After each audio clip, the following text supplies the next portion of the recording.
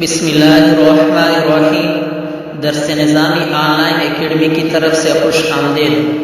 سب سے پہلے اس چینل کو سبسکرائب کیجیے اور اس ویڈیو کو لائک کیجیے اور بیل کی بٹن کو دبائے تاکہ مزید ویڈیو حاصل کر سکے، اور اس ویڈیو کو زیادہ سے زیادہ شیئر کیجیے تاکہ اور لوگوں کو بھی فائدہ حاصل ہو سکے۔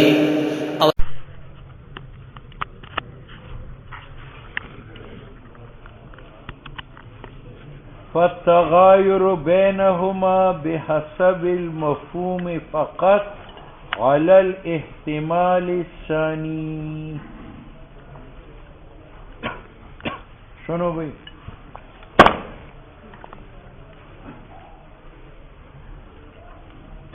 مقدمہ علم نام تصور تعریف، تصور موضوع، تصور غایت، یعنی مقدمہ علم تصورات ثلاثہ کا نام، اور تصورات ثلاثہ علم ہے، تو مقدمہ علم کا علم بن گیا۔ یہ مقدمہ یہاں رکھو۔ اور مقدمہ کتاب میں تین احتمالات ہیں۔ پہلا احتمال یہ ہے کہ یہ الفاظ کا نام ہے جن میں تعریف، غرض، موضوع کا بیان ہے۔ دوسرا احتمال یہ ہے کہ یہ معنی کا نام ہے، اور تیسرا احتمال دونوں۔ اب مصنف کہتے ہیں اگر مقدمہ کتاب سے مراد دوسرا احتمال ہو، یعنی معانی، جو مقدمہ کتاب اور مقدمہ علم میں صرف تعریف کے لحاظ سے تغیر ہے کہ اس کی تعریف ہے ما یتوقف علیہ، اور اس کی تعریف ہے طائفۃ من الکلام، مصداق کے اعتبار سے ان میں اتحاد ہے۔ کیوں؟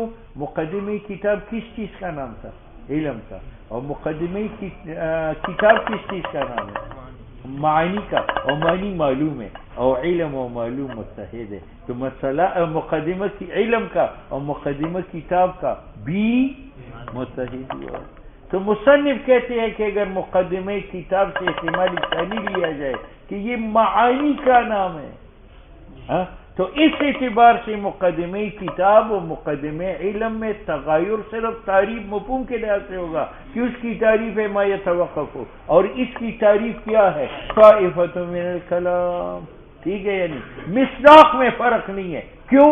اس لیے کہ مقدمہ علم نام تھا تصورات ثلاثہ کا، وہ علم ہے، تو مقدمہ علم علم ہے، اور مقدمہ کتاب معانی ہے، معنی معلوم ہے، اور علم اور معلوم متحد ہے۔ حیوانی ناطق ہے، ذہن میں حاصل کرو، یہ معلوم ہے، اور تشخصی ذہنی کو عارض کرو، ذہن کے ساتھ قائم کرو، تو وہ علم ہے۔ تو ایک حیوان ناطق ہے، قیام بذہن سے پہلے معلوم ہے، قیام بذہن کے علم ہے، تو علم و معلوم متحد ہے یا نہیں ہے؟ تو اگر مقدمہ علم سے مراد احتمال ثانی لیا جائے جو کہ معانی ہے، تو پھر مقدمہ کتاب اور مقدمہ علم میں تعریف کے لحاظ سے، مفہوم کے لحاظ سے تغیر ہے کہ اس کا مفہوم ہے ما یتوقف ہو، اس کا مفہوم ہے طائفۃ میں، لیکن مصداق ایک ہے، کیونکہ یہ عبارت ہے معنی سے اور معنی معلوم ہے، اور مقدمہ علم عبارت ہے علم سے اور علم و معلوم، تو مقدمہ کتاب اور مقدمہ علم متحد ہے۔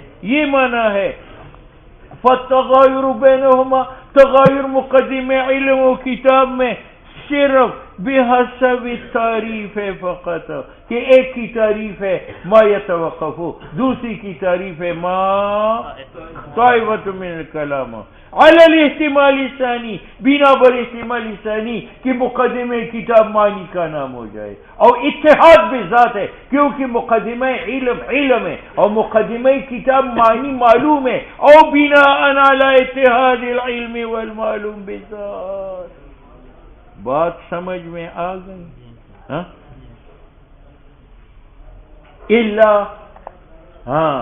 یہ کہ استثناء ہے کہ مقدمہ کتاب اگر عبارت ہو جائے معانی سے تو یہ متحد بذات ہے، مقدمہ الا نہیں ہے۔ ایک صورت ہے کہ مقدمہ کتاب معانی کا نام ہو جائے اور مقدمہ علم تصورات ثلاثہ کا نام ہو جائے، لیکن تصورات سے مراد صورت حاصلہ نہیں ہے، اس سے مراد حالت ادراکی ہے.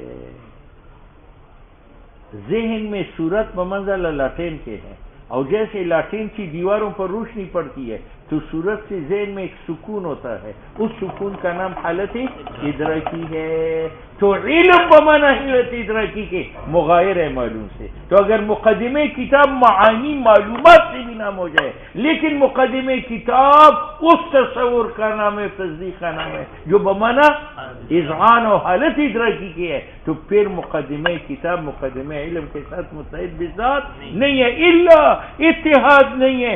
اذا کان المراد بالتصور کہ مراد تصور یا تصدیق سے جو معتبر ہے موضوع غایہ میں اذعان حالت ادراکی ہو. بات سمجھ میں آ گئی. وبحسب، اگر مقدمہ کتاب سے احتمال اول ہو الفاظ، تو پھر یہ مباین بحسب المفہوم بھی ہے اور مباین بحسب ذات بھی ہے، کیونکہ مقدمہ علم تصورات ہے، تصورات علم ہے، تو مقدمہ علم علم ہے، اور مقدمہ کتاب الفاظ ہے، اور الفاظ معلومات نہیں ہے. کیوں؟ اس لیے کہ معلومات ہوئے جو حاصل فی العقل ہے، اور الفاظ حاصل فی العقل ہے یا حاصل فی اللسان ہے. تو پھر مقدمہ کتاب مغایر بالذات بھی ہے اور بالمفہوم بھی ہے مقدمہ. اسی طرح احتمال ثالث میں اگر مقدمہ کتاب الفاظ و معنی کا نام ہو جائے، تو جیسے مقدمہ کتاب مغایر بالمفہوم مقدمہ علم سے، تو مغایر کیونکہ مقدمہ کتاب تصورات کا نام ہے وہ علم ہے، اور مقدمہ کتاب نام ہے معنی الفاظ کا، اور الفاظ و علوم مغایر ہے کیونکہ علوم وہ ہے جو حاصل فی العقل ہے، اور الفاظ حاصل فی العقل ہے حاصل فی اللسان ہے. یہ معنی ہے.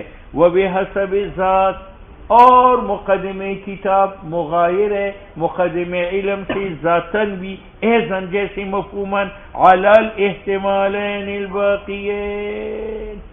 اب بات سمجھ میں آ گئی. بس اب قاضی ہمارا ایک وہم دور کرتا ہے. عام لوگوں کا وہم ہے کہ مقدمہ تین چیزوں کا نام ہے: تعریف علم، موضوع علم اور غرض علم. ٹھیک ہے، لیکن مصنف کہتے ہیں کہ نہیں، یہ تین بھی مقدمہ ہے، اور تین کے علاوہ ہر وہ بحث جو مسائل میں مفید ہو اور مسائل کا توقف ہو اس پر، وہ بھی مقدمہ میں داخل ہے. جیسے منطق میں تعریفی منطق بھی ہے، موضوعی منطق بھی ہے اور غرضی. اور اس کے بعد الفاظ کا بھی ذکر ہے کہ ایک لفظ مفرد ہے اور ایک مرکب ہے. مرکب وہ ہے کہ جزء لفظ دال و جزء معنی پر، اور مفرد وہ ہے کہ جزء لفظ دال نہ ہو. اس کے بعد بحث دلالت کا ہے کہ ایک دلالتی لفظی ہے، غیر لفظی ہے. لفظی کی تین قسم ہے: وضعی، طبعی، عقلی. غیر لفظی کی تین قسم ہے: وضعی، طبعی، عقلی. پھر وضعی کی تین قسم ہے: مطابقی، تضمنی، التزامی. تو کہتے ہیں یہ الفاظ کی بحث، یہ دلالت کی بحث، یہ اقسام دلالت کی بحث، اس کو بھی مسائل میں داخل ہے. لہذا مقدمہ ان تین میں منحصر نہ کرو، بلکہ الفاظ بھی مقدمے میں شمار کرو، دلالت بھی شمار کرو، اقسام دلالت کو بھی. یہ معنی ہے اس قول کا.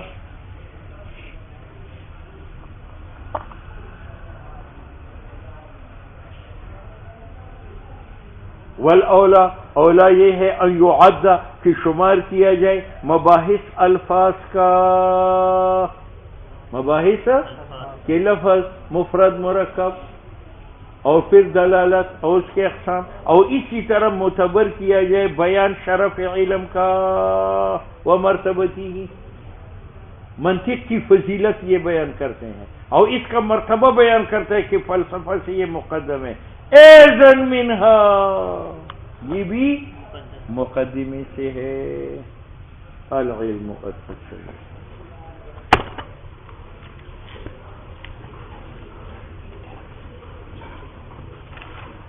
لو بھائی لو.